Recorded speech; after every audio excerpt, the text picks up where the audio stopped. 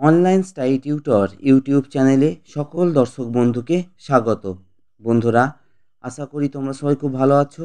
আজ তোমাদের নবম শ্রেণীর জন্য পশ্চিমবঙ্গ মধ্যশিক্ষা পর্ষদের অন্তর্বর্তী প্রস্তুতিকালীন মূল্যায়নে প্রকৃতিপাঠ একটি গুরুত্বপূর্ণ প্রকল্প বা প্রজেক্ট। বন্ধুরা, তোমরা জানো যে প্রকল্পে 10 নম্বর থাকে, যা তোমাদের জন্য খুবই গুরুত্বপূর্ণ। তোমরা অনেকেই প্রকল্প কি এবং কিভাবে প্রকল্প রূপায়ণ খাতা বানাবে তা নিয়ে দুশ্চিন্তার মধ্যে আছো। আজকের এই ভিডিওতে আমি স্টেপ বাই স্টেপ প্রকল্প রূপায়ণ খাতা বানানো শিখিয়ে দেব এবং তোমরা পুরো ভিডিওটা সম্পূর্ণ দেখলে সহজেই প্রকল্প রূপায়ণ খাতা তৈরি করতে পারবে।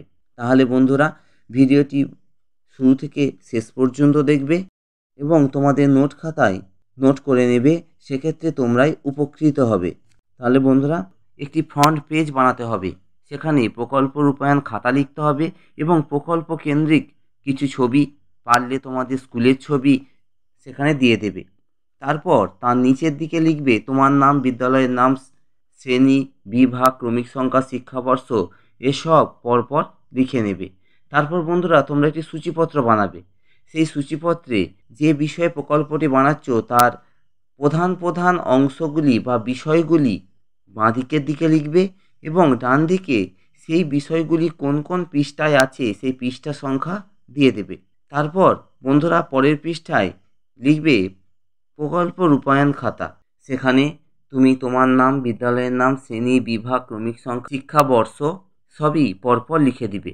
তার পরের পৃষ্ঠায় লিখবে প্রকৃতি পাঠ। সেখানে লিখবে নেচার স্টাডি বা প্রকৃতি পাঠ বলতে একটি বিষয়ের পুঙ্খানুপুঙ্খ পাঠ প্রতিক্রিয়াকে বোঝায়। বর্তমানে প্রকৃতির সঙ্গে সম্পর্কিত কোনো বিষয় অবলম্বন করে এই প্রকৃতি পাঠ বিষয়টি রূপায়িত করা হয়। মানুষের সঙ্গে প্রকৃতির অবিচ্ছেদ্য সম্পর্ক, সেই সম্পর্কের সূত্র ধরে শিক্ষার্থীরা শিক্ষা গ্রহণ করছে। প্রকৃতির সংস্পর্শে আসা, তাকে ভালোভাবে জানা, বোঝা এবং তার সঙ্গে অঙ্গাঙ্গিভাবে পরিচিত হওয়ায় বাঁচার অন্যতম শর্ত। তাই রবীন্দ্রনাথ ঠাকুরের মতো সর্বজ্ঞানী সাহিত্যিক প্রকৃতির সাহচর্য লাভের কথা বলেছেন বারবার। প্রকৃতির সঙ্গে মানুষের আত্মিক যোগকে সম্মান জানিয়ে পশ্চিমবঙ্গ মধ্যশিক্ষা পর্ষদ নবম শ্রেণীর জন্য অন্তর্বর্তী প্রস্তুতিকালীন মূল্যায়ন প্রসঙ্গে নেচার স্টাডি বা প্রকৃতি পাঠ বিষয়টিকে পাঠ্যক্রমে এনেছেন। বন্ধুরা, পরের পৃষ্ঠায় লিখবে প্রকল্প প্রকৃতি পাঠ। প্রকল্পের শিরোনাম ইলিয়াস, লেখক লিও টলস্টয়, অনুবাদ করেছেন মনীন্দ্র দত্ত। তারপর পরের পৃষ্ঠায় লিখবে উদ্দেশ্য। সেখানে লিখবে বিখ্যাত রুশ সাহিত্যিক লিও টলস্টয়ের লেখা ইলিয়াস গল্পটি অবলম্বনে প্রকৃতিপাঠ নামক প্রকল্প সৃষ্টির মূল উদ্দেশ্য হল পরিশ্রম ও সততায় জীবনে সুপ্রতিষ্ঠিত হওয়া যায়। কর্মের প্রতি নিষ্ঠা ও কঠোর শ্রম উন্নতির পথকে সুগম করে তোলে। গল্পে ইলিয়াসকে আমরা সকাল থেকে রাত পর্যন্ত কাজ করতে দেখি। আবার লেখক এটিও বলেছেন দীর্ঘ 35 বছর কঠোর পরিশ্রমই ইলিয়াসকে ধনী করে তুলেছে। তাই কর্মনিষ্ঠ সময়, সুখ ব্যবস্থা সবই দরকার। সেই সঙ্গে দরকার সাংসারিক শান্তি ও ভগবৎ সাধনা। আত্মার কথা ভাবা, অবশ্যই তার জন্য প্রার্থনা প্রয়োজন। ধনবৃদ্ধির পাশাপাশি তাই আত্মশুদ্ধির প্রয়োজন। ইলিয়াস গল্পে এই আত্মশুদ্ধির শিক্ষাও দেয়। বন্ধুরা, তারপর লিখবে পরিকল্পনা। সেখানে লিখবে প্রথমে লিও টলস্টয়ের ইলিয়াস গল্পটি ভালোভাবে বেশ কয়েকবার পড়েছি। বিষয়টিকে সুন্দরভাবে বুঝিয়েছেন আমাদের স্কুলের বাংলার শিক্ষক মহাশয় অথবা শিক্ষিকা মহাশয়া। তারই সুপরামর্শ মতো প্রকৃতি পাঠ নামাঙ্কিত প্রকল্প রূপায়ণের জন্য গ্রহণ করি। তারপর বন্ধুরা লিখবে প্রকল্প রূপায়ণ পদ্ধতি। সেখানে লিখবে মাধ্যমিক স্তরে নবম শ্রেণীর জন্য পশ্চিমবঙ্গ মধ্যশিক্ষা পর্ষদ কর্তৃক নির্ধারিত অন্তর্বর্তী প্রস্তুতিকালীন মূল্যায়নে প্রকৃতি পাঠ একটি গুরুত্বপূর্ণ বিষয়। এই বিষয়টিকে গ্রহণ করার অভিপ্রায়ে আমি লিও টলস্টয়ের ইলিয়াস গল্পটি গ্রহণ করেছি। তারপরের পয়েন্ট দেবে পদ্ধতিগত দিক। সেখানে লিখবে এই প্রকল্প তৈরির জন্য প্রথমে ইলিয়াস গল্পটি মনোযোগ সহকারে পড়েছি, পাশাপাশি শ্রেণীকক্ষ শিক্ষক মহাশয় বা শিক্ষিকা মহাশয়ার অনুমতি ও সহযোগিতায় এই প্রকল্পটি গ্রহণ করেছি। বন্ধুরা, এর পরের পয়েন্ট লিখবে পরীক্ষামূলক উপাদান। সেখানে লিখবে এই প্রকল্প রূপায়ণের জন্য পরীক্ষামূলক উপাদান বলতে প্রথমে গল্পটি সংগ্রহ, কাগজ কলম সংগ্রহ আর ভাবনা চিন্তাকে বোঝানো যায়। পাশাপাশি উপাপ্রদেশের ছবি, আস্তাবলের ছবি ও গ্রাম্য জীবনের ছবিও গুরুত্বপূর্ণ উপাদান। বন্ধুরা, পরের পয়েন্ট দেবে প্রকৃতিপাঠ প্রকল্পের রূপায়ণ। সেখানে লিখবে লিও টলস্টয়ের ইলিয়াস গল্পটি বারবার পড়ে এবং বুঝে এর কয়েকটি বিষয়ে আলোকপাত করছি।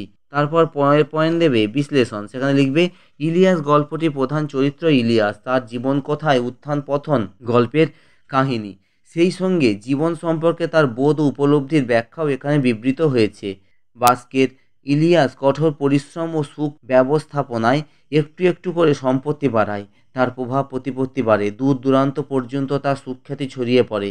এক সময় সাধারণ ইলিয়াস অসাধারণ হয়ে ওঠে। তার অতিথি বাৎসলতার কথা, তার সহজ সরল জীবনধারা, হৃদয়বান রূপ তার বাকি ব্যক্তিদের মুগ্ধ করে রাখত। তারপর একদিন ভাগ্যের চাকা বিপরীত দিকে ঘোরে। ধনী ইলিয়াস হতদরিদ্র নিঃস্ব হয়ে পড়ে, সাধারণ ভাড়াটে মজুরে পরিণত হয়। আর এই অবস্থায় জীবন সম্পর্কে তার গভীর অভিজ্ঞতা আসে। তার কথায় তার স্ত্রী শামসেমাগির বক্তব্যে ফুটে ওঠে, ধনী হওয়ার সঙ্গে সঙ্গে মানুষকে নিজের কথা ভাবতে হয়, পারিপার্শ্বিক পরিবার পরিজনকে নিয়েও চিন্তা করতে হয়। ধনী হওয়ার ক্ষেত্রে যে এমন পথ অবলম্বন করা উচিত যা দুশ্চিন্তা বাড়ায়। সবশেষে ইলিয়াস জীবন দিয়ে প্রকৃত সত্য সবার সামনে তুলে ধরেছেন। ইলিয়াসের জীবনবোধ যেন ঈশ্বরেরই তাৎপর্যবাহী গভীর বাণীর সারমর্ম। বন্ধুরা, এর পরের পৃষ্ঠায় লিখবে সহায়ক গ্রন্থপঞ্জি। সেখানে লিখবে আলোচ্য প্রকল্পটি রূপায়ণে পাঠ্যপুস্তক ছাড়াও আমাকে একাধিক গ্রন্থের সাহায্য নিতে হয়েছে।